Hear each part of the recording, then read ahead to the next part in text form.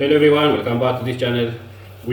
Today we move into one of the most practical and powerful idea in probability, particular conditional probability and independency. These concepts help us understand how events interact and influence each other in real life. Upon successful completion of this session, you will be able to distinguish multiplication rule, conditional, and independency. And with these basic concepts, you will try to solve elementary probability problems without any difficulty. Why we study this conditional probability and independency? This is nothing but conditional probability and independency provides the foundation for analyzing complex probabilistic situations, including Bayes' theorem and total probability. And this conditional probability is essential in real-world applications, such as risk assessment, decision making under uncertainty, and in statistical modeling and machine learning. Stay with me. So, let us define once again what conditional probability is. Conditional probability is nothing but an event occurring given the knowledge that another event has occurred. From this, we can understand that we have two events at hand where the one event has already been occurred, provided that occurrence of the one event what the probability of the other event is all about conditional probability. So how can we denote that conditional probability? In practice is, right, probability of A given B, for A and B are two events defined over the sample space. So this can be read as probability of A given B. So how can we compute this conditional probability? It is nothing but using this formula under this assumption. Probability of A given B is nothing but probability of A intersection B divided by probability of B. Similarly, the conditional probability of B given A, if you denoted by this one, is defined by this one. What's the difference in these two equations is nothing but in their denominator due to this difference about the player information, right? The player information is about B or about A. This refers to the position of this denominator value.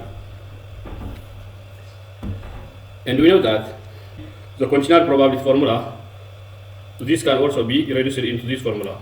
You can prove this one easily. If all outcomes in the sample space are equal likely, we can define probability of A given B, right, by probability of A intersection B divided by probability of B, right? This can be reduced into this one because this probability of A intersection B is nothing but by classical definition of probability of A intersection B is an event by itself, right? The number of elements in this event divided number of elements in the sample space. The same is true. The probability of B is probability of B n into B over n into S. Therefore, when we take this probability of A intersection B by this one, when we consider the probability of B by this one, there is the same number. There is number of elements in the sample space, number of elements in the sample space in the numerator and the denominator. So this can be cancelled out. Then we left with these two, number of elements in the intersection divided by the number of elements in the B. So let us see one example which strengthens this concept. Suppose we toss a fair die once. This is random experiment, where this random experiment generates the sample space.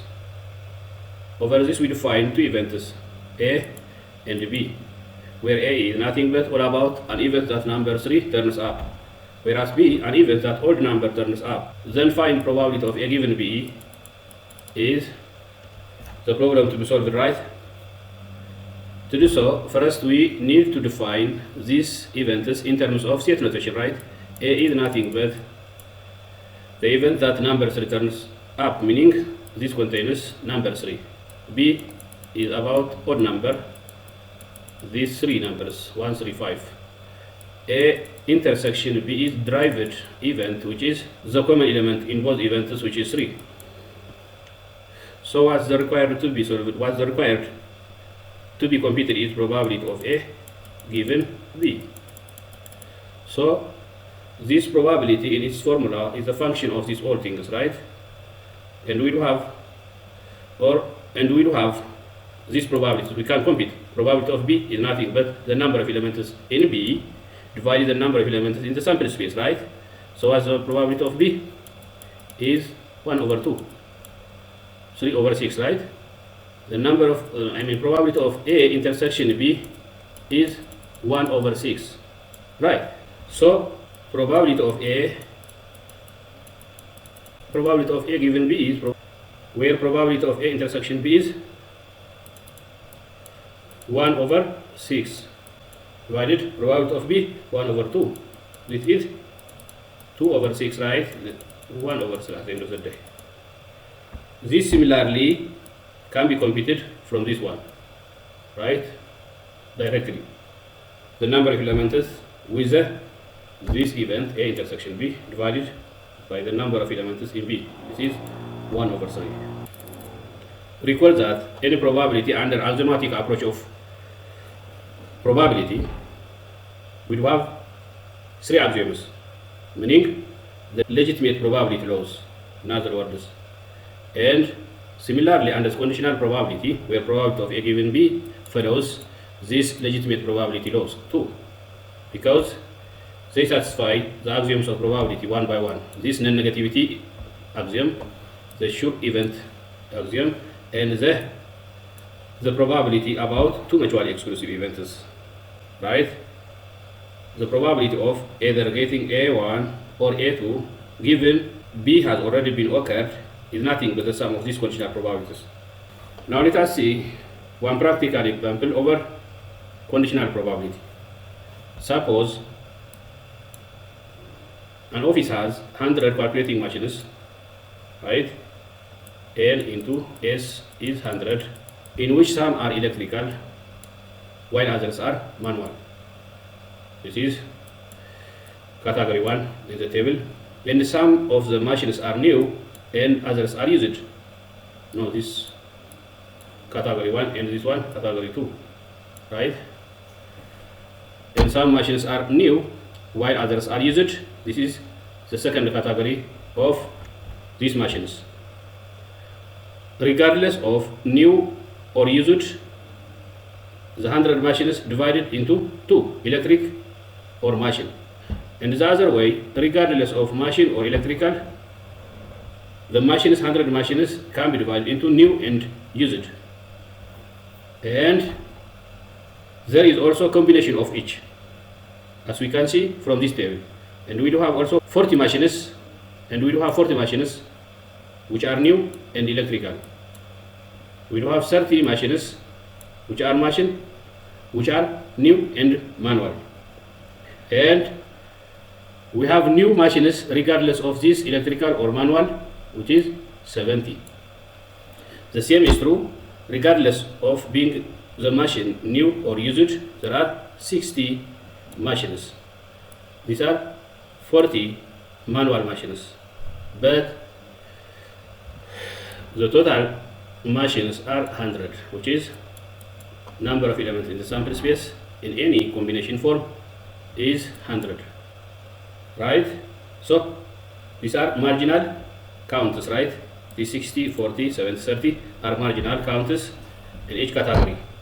Now what the problem here is, if a person picks a machine at random from a lot which contains all 100 calculating machines, and if he discovers that it is new, what's the probability that it is electric? Meaning someone has drawn one machine out of the 100 calculating machines, right? And he notices that the drawn machine is new. What's the probability that it is electrical? Is nothing but probability of electrical given that the machine is new. This is the event to be recognized here, right? The derived event is now E given that N. So what's the probability of this event? So to solve this probability, what the first step is nothing but to define what the possible basic events are there. Right? Here we do have 4 basic events in our context. One is N, where the machine is new. U is where the machine is used. E, where the machine role is electric. M is the event the machine role is manual. Right? These are the events which are represented by these respective letters, right? So we can calculate each marginal probabilities here. Probability of new is 70 by 100. Probability of this used 30 by 100, right? This 30 refers to this used regardless of this electrical and manual, right? So we do have this one driver event, which is A intersection E intersection N is, right? How many machines are there? Electrical and new. These are nothing but 40. This here. Then divided by the number of machines in the sample space, 100. So the probability of both electrical and new machine, right? The probability of getting a machine which is electrical and new is nothing but 0.4. Now everything is known, right? To compute the probability of this, the required event is the ratio of this both occurrence divided by the occurrence of new. This is 4/7. Right. The other way, if a person picks a machine and notices that it is used, what's the probability that it is manual? Right? This is nothing but the event to be constructed is M given U. So what the probability of this event is the concern of this second problem. This is probability of M intersection U divided probability of U. So simply we can compute this number of elements in the intersection event divided by the number of elements in the sample space. We know the number of elements in the sample space, or the number of machines in the sample space in the whole domain is 100. Intersection 10. Right? How many machines are there which are manual and used? Wow, manual is here, used here. This is a 10. Right. 10 divided by 100, 0.1. This is the probability of this one. The probability of usage is 0.3. The probability of manual, given that it is usage, is this one over this one, 1/3. Right. Well, the second important topic here is multiplication rule. Multiplication rule is nothing but the probability computation formula, while in the conditional formula, probability of A, we have seen that probability of A given B is probability of A intersection B probability of B. This probability of A given B is computed if these two terms are known. But sometimes we may come across, we have the knowledge of this conditional probability and this probability or the prior probability of event B. If we are required to find this probability of A intersection B, right, we are going to compute the probability of this occurrence of both events at a time is nothing but using this formula. This formula is nothing but now multiplication rule, right? Probability of A intersection probability of B is probability of A given B times probability of B, right? This is multiplication rule. A factory produces a batch of 100 items, of which 10 are defective. 2 items are selected at random without replacement. So what's the probability that both are effective? So we do have 2 different ways to solve this problem: conditional probability and counting methods, right? Conditional probability, to solve this problem using conditional probability, we need to have 2 events, right? Where the first event is, the event first item is defective, which is assigned to be event A. The second is the event second item is defective, So what is required to be computed here is what the probability that A and B are defective. So the probability of the first item being defective is the prior information for B. As the first draw, A has been drawn, that it is noticed as it is defective, right? So when we draw that an item is defective, how many is the probability to do so? That is 10 over 100. We do have 10 defective out of the 100 produced items, right? So the probability of getting an item which is defective is 0.1, right? Having this knowledge, now the second draw is to be conducted next. So given that first item was defective, there are now 99 items left, right? The 100 items now diminished by 1 because this has already been selected or drawn and it is defective. So this is 99 now in the second draw. Out of these 99, how many defects are? 9, right? So the probability of getting the second item in the second draw is defective, is nothing but probability of B given A, where A now tells us A has already been drawn and which is noticed defective. So this occurrence affects for the second draw of defective item, right?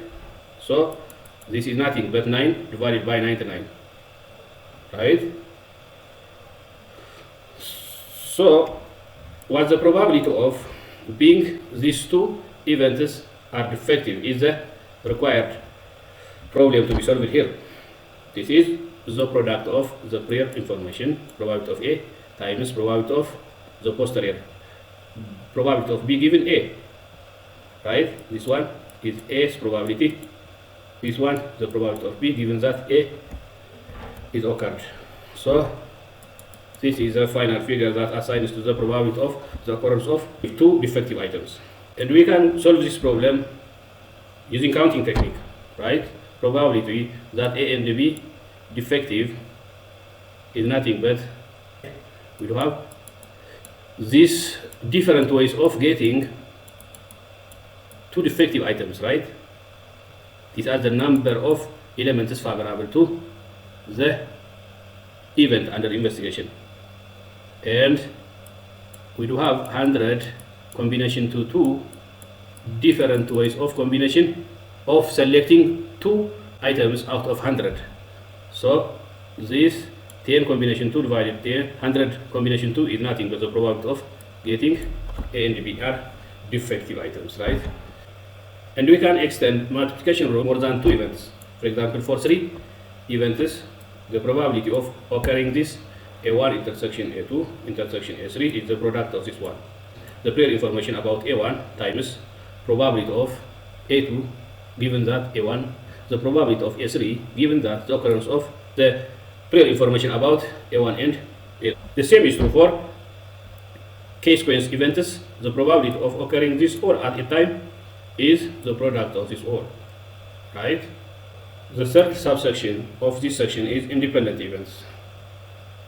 Independent events is nothing but simply the occurrence of one event has nothing to do with the occurrence of another event. If so, the two events are said to be independent events. Two events A and B are said to be independent if and only if probability of A intersection B the product of this probability of A times probability of B.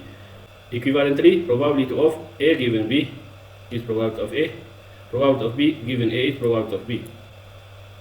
To check if A and B are independent, we need to write down the event A intersection B and then calculate probability of A, probability of B, and probability of A intersection B. Now let us see this example, which helps us to understand more. Throw a fair die and define A and B as follows. Then, what the need here is to check whether A and B independent in each case of the following. We do have 3 cases. In each, there are 2 events, right? So, in case 1, A is all about even numbers, the event about even numbers, B number less than or equals to 2. In case 2, even number versus number less than or equals to 3. And the third one, even number, B odd number. Right? What's the domain or the sample space for all events here is nothing but this one. And these events are defined over the sample space. Now let us see in set notation. Now A is about even number, B about a number less than or equals to 2. Now the intersection is 2, right? What the common element in both is 2. Now let us see if A and B are independent. We come to the probabilities first. Probability of each. Probability of getting A is nothing but what? 1 over 2. Probability of B is 1 over 3, right? So probability of A intersection B is 1 over 6, right? This one. So does this product, probability of A times probability of B, gives this number? Yes, 1 over 2 times 1 over 3 is 1 over 6. Therefore, this probability of A intersection B is this one, which is the same 1 over 6. So this implies A and B are independent, right? Independent events. Let us see the second case, where it is probability of A is 1 over 2, probability of B 1 over 2, right? Then probability of A intersection B is 1 over 6, similar to case 1, right? Now let us check whether probability of A intersection B, which is 1 over 6, is equal with probability of A times probability of B, which is 1 over 4. 1 over 4 is different from 1 over 6. Therefore, A and B is dependent, meaning not independent. The same is true the third case. We can extend the concept of independency to more than 2 events. Independency for multiple events. We say that the events A1, A2 up to AK are independent if and only if these are pairwise independent, given by this one, and the probability of AI, AJ intersection AK is given by this one, right? And probability of this one is the product of individual probability events, right? Which is mutual independency. So if there is any failure of these all conditions, meaning these events are not independent, right? This is strict condition.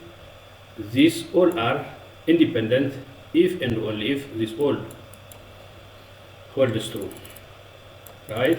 Now let us try for 3 events, for example. 3 events A1, A2, A3 are independent if and only if these pairwise events are independent, meaning satisfies these respective conditions, and this multiple independency attains to, right?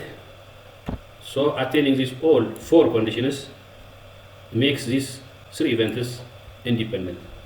Otherwise, if there is any failure in one condition, right, no independency, right? So it is clear that if the events are mutually independent, they are also pairwise independent, right? From multiple independency implies pairwise independency, but not the converse, right? But not conversely, right? Meaning pairwise independency does not imply multiple independency, right? Let us see this example. Suppose S is the sample space, which is given by S1, where these outcomes are equal likely. Suppose that events A, B, and C are defined as follows. Each contains 2 elements. So what's the probability of each? Which is 1 over 2, right? Show that A, B, and C are pairwise independent, but not independent, right? Why?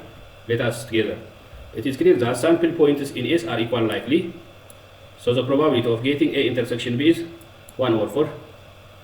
Hence, probability of A is equal to probability of B 1 over 2.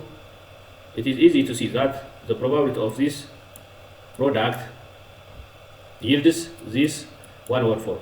So this holds true with this one. So probability A and B are pairwise independency. The same is true for C, B, right? This shows that A is independent of B, right? In the same way, we can show that A is independent of C and B is independent of C. Right? Thus, A, B, and C are pairwise independent, sure. But where the failure is, the probability of obtaining this event is, which is 1 over 4, is not equal with this product, which is 1 over 8. 1 over 4 is now different from 1 over 8, right? So, probability of occurring this event does not equal with probability of this product, implying that A, B, and C are not independent. Summarize, 3 events A, B, and C can be pairwise independent, but not independent. It's important note, right? And even you can revise the concept using this example too. Properties of independent events. If 2 events A and B are independent, these 5 conditions are also independent, right? This can be proved. You can see all proofs of these properties on the link under the description section of the video.